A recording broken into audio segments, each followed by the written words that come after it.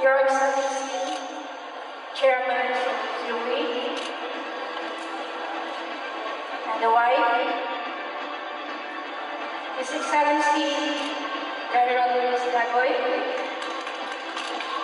Your Excellency Prince Michael Arthur, Princess Lina, and His Excellency President Charlie Chin, Princess Dato Mario, ladies and gentlemen, good evening.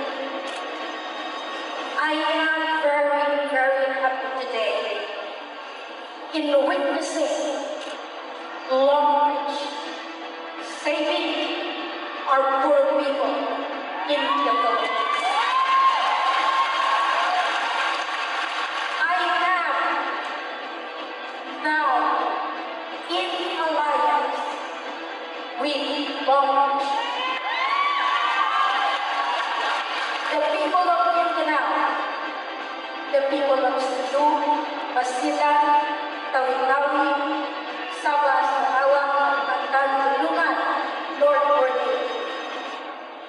Actually, we just flew in 2 nights ago just to attend this big event. In our support to Long Beach, Long Beach has given us much hope that hope becomes a reality.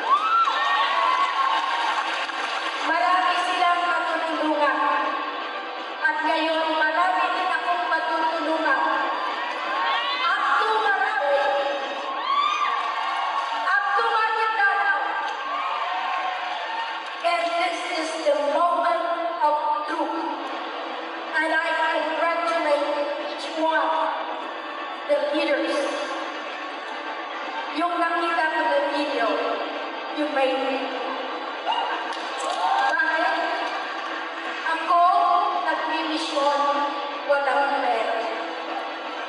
Yet, because of my faith in Him, I know I will win. So,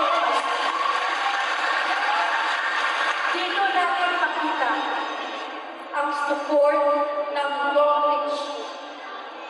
At ito pinapatunayan ko sa lahat ng miyembro ng Imperial Federation of Powers in Mindanao at Palawan. Together with the Herald and Trade, the Royal House Trading, we are pursuing to receive more blessings for the poor through the right business process as being given by God. Mr. Alan, I am really honored for bringing me to Mr. Su, to Mr. Chin, and the entire Long Beach through Christina and Mr. Prince Bishop Cars. Thank you. And Dato, as I said, it is always the message of humility, love for the poor, that we could save the poor, lalo na sa Mindanao, lalo na sa Cebu.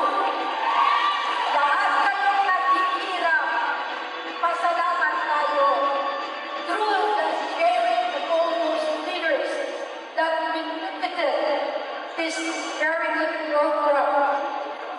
Ako'y nagpapasalamat sa Diyos na ito na ang magbibigay ng totoong radical change sa Philippines.